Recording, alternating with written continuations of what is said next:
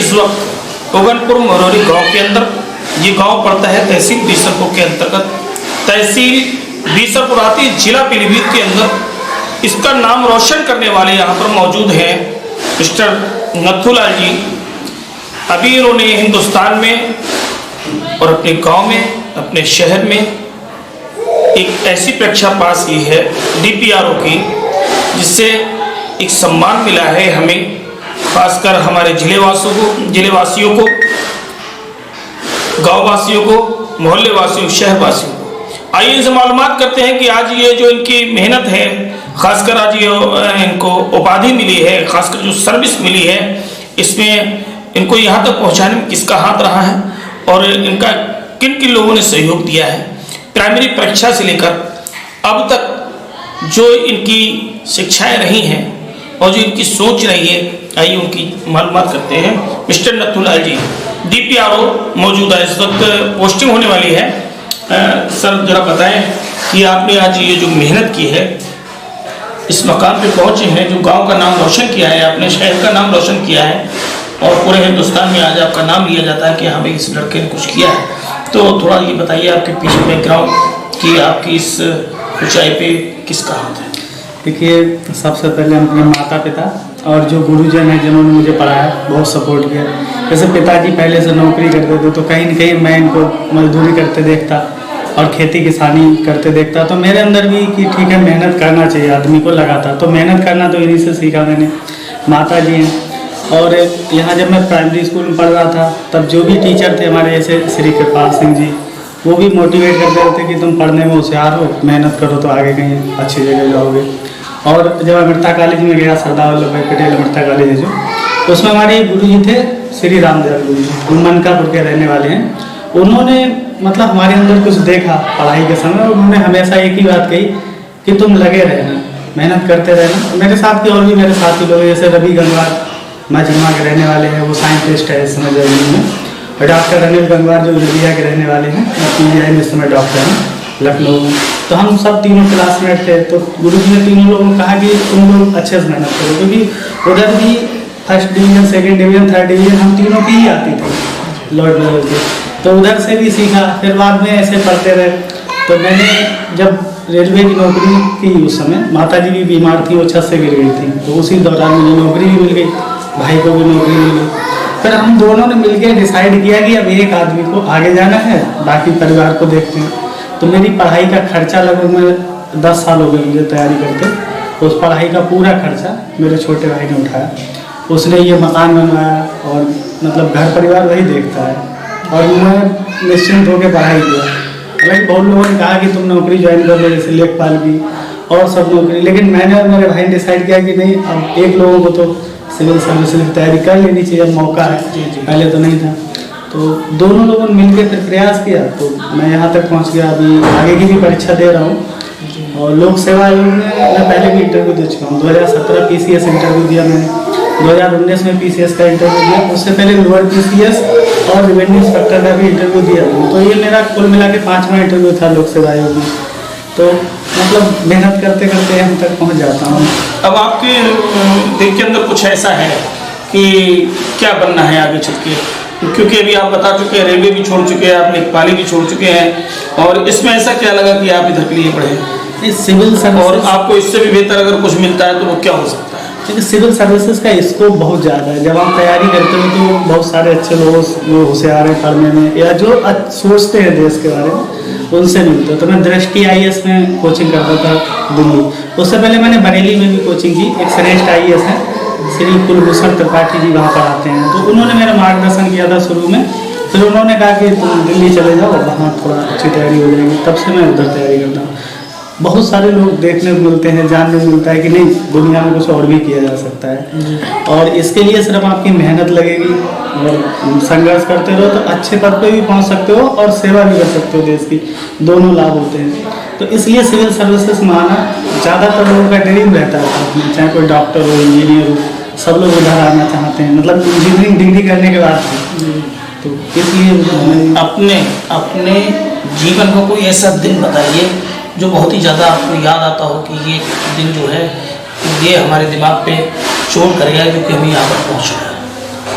जैसे दिन खुशी और गम दोनों एक साथ आ गए थे। एक बार जैसे भाई का रिजल्ट आया था, मेरा आने वाला था, मुझे भी कंफर्म था कि रेलवे में मेरा हो जाएगा। और छोटे भाई का नेवी में 29 जून को रिजल्ट आया था उसका, और मैं बरेली में था, उसमें तैयारी कर रहा था SSC की, तो भाई भी साथ में ही रहता था। 29 जून को उसका रिजल्ट आया और उसी दिन माता जी छत पे चढ़ी हुई रात में बताने के लिए। उस समय एक कच्चा मकान था उधर पीछे, और ये छत से गिर गई अगले ही दिन। तो वो उसके बाद वो हॉस्पिटल ले गया बरेली। उनकी रीढ़ हड्डी में 5 फ्रैक्चर हुए थे। वो कह रहे थे कि वो ठीक नहीं है, लेकिन मैंने हार नहीं मानी, मैं ठीक तो करवा के मानी। लगभग 2 साल लगे, मैंने ठीक करवा लिया। तो संघर्ष करना भी मुझे वहीं से आता है जीवन में। वो दिन था जब मैं हॉस्पिटल में उनको भर्ती करवा रहा था, मतलब उस हिसाब से ट्रीटमेंट नहीं कर रहे थे लोग जिस हिसाब से करना चाहिए था। तब लगा कि नहीं, कुछ होना चाहिए जीवन में। आज नई पीढ़ी आगे बढ़ रही है और ख़ासकर देखा गया है कि बढ़ चढ़ के लोग परीक्षा दे रहे हैं, तो देश के लिए और अपने प्रदेश के लिए और अपने गांव के लिए, समाज के लिए क्या करना चाहिए? देखिए, समाज के लिए मैं एक ही बात कहना चाहूँगा कि आप मेहनत करो ईमानदारी से। ऊपर वाला आपके साथ है, वो कहीं ना कहीं आपकी मदद कर रहा है। आपको भले दिखाई नहीं दे रहा है, लेकिन वो आपकी मदद कर रहा है। आप लगातार लगे रहे। जैसे मैं कई बार परीक्षा देने के बाद फेल हुआ, मैं रोया नहीं साइड में बैठ के, लेकिन टूटा कभी नहीं। साथ वाले सेलेक्ट हो रहे हैं तो मेरा भी कभी ना कभी हो ही जाएगा। और इस बार हो गया, तो इस बार मैं खुश हूँ। इस बार भी बहुत सारे लोग फेल हुए होंगे, क्योंकि मैं 1285 लोगों ने लगभग इंटरव्यू दिया, और सिलेक्शन उतने लोगों का नहीं हो पाता है, लगभग 250 गुने बुलाए जाते हैं। तो सफलता असफलता साथ में लगी रहती है। और समाज के लिए भी चाहिए कि जैसे बच्चों को पढ़ाना है तो आप सबसे ज़्यादा ध्यान उनकी पढ़ाई पर ही दो, उन्हें अच्छे संस्कार दो। जैसे मेरे पिताजी हैं, इनकी सैलरी उस समय भट्टा रहते होंगे 2000 से ज़्यादा कभी नहीं हुई, लेकिन हम 5 भाई होने के बावजूद भी एक सिस्टर, इन्होंने पढ़ाने में कभी कोई कमी नहीं की। मतलब सबसे पहले फीस निपटाई जाएगी घर में, उसके बाद जो होगा वो देगा। तो ये हमारे अंदर ये है कि सबसे पहले जब फीस दी जाती है तो हम भी मेहनत करें, हमारा भी दायित्व बनता है। समाज में और लोग भी, मतलब सबसे अच्छा अगर खर्चा है कोई अब जीवन कर रहे हो तो वो पढ़ाई में, तो आगे चल के उसका फल मिलता है अच्छे से। तो ये थे मिस्टर नथुलाल जी, डिस्ट्रिक्ट में इनको DPRO के लिए सिलेक्ट हुए हैं और इनका इंटरव्यू भी हो चुका है और जल्द ही पोस्टिंग भी होने वाली है। और इस तरीके के लोग जब समाज में आएंगे निकल के, तो समाज बनेगा सही सही में हिंदुस्तान। क्योंकि एक समान वर्गीय आदमी जो होता है, जिसके परिवार में सब कुछ होता है, वो अगर कुछ बनता है तो समाज के लिए कोई ऐसी बड़ी बात नहीं है। लेकिन जहाँ पर आप देख रहे हैं कि एक भट्टे पे मुंशीगिरी करने वाला, पढ़ी करने वाला, लिखाई करने वाला शख्स, जिसकी औलादें 2 बेटे, एक नेवी में है तो दूसरा बेटा आज सबसे बड़ा नाम रोशन करके DPRO के उपाधि लेकर एक सिलेक्शन हुआ है। आज ये जो संदेश दे रहे हैं खासकर युवा वर्ग के लिए कि अब हमारे साथ मौजूद हैं DPRO नथुलाल जी के पिता। इससे मालूमात करते हैं कि ये 2000 रुपये की आपने सर्विस की, खासकर भट्टे के ऊपर मुंशीगिरी की है, और आपके और भी बेटे हैं। तो आज आप कैसा महसूस कर रहे हैं इस बच्चे को पोस्ट पे देख के? आज आपका बच्चा इस ऊंचाई पे बैठा है, आपको कैसा लग रहा है? मुझे तो अच्छा ही लग रहा है। कितना अच्छा लग रहा है?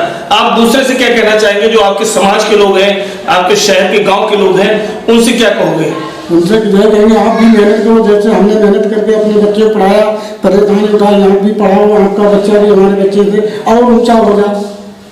ऑफिसर तो मतलब हमारा तो जिलाई अधिकारी, आपका जिला DM बन जाए। आप भी पढ़ाओ, आप भी मेहनत करो। मैंने सन 83 में 170 रुपये से मजदूरी की थी दास के भट्टे पर। 170 रुपये प्रति महीना मुझे मिलते थे, उसी में अपना गुजारा करते थे। उसके बाद धीरे धीरे मुझे वेतन मिलता रहा, तनख्वाहें बढ़ती रही, बच्चों को पढ़ाते रहे, लिखाते रहे, हिम्मत नहीं हारी। मैंने 7,000 की नौकरी सन 2020 में छोड़ दी। क्यों? मेरे पैरों में कमी आ गई, इसीलिए मैंने छोड़ दी। मैं सबसे यही कहता हूँ कि मतलब सब लोग, चाहे सरकारी नौकरी हो या प्राइवेट नौकरी हो, ईमानदारी से ही करो। ईमानदारी से करने से गरीब की मेहनत कभी निष्फल नहीं जाती है। आप लोगों से यही अनुरोध है, सभी लोग अपने बच्चों को पढ़ाएं, अच्छी शिक्षा दिलाएं। के लिए कि पढ़ाई में मनजोशी के साथ काम करें, क्योंकि माँ बाप की धरोहर आप ही हैं। आप देख रहे हैं एच न्यूज़ चैनल। नबी यसुल कादरी के साथ कैमरामैन रंजीत सक्सेना।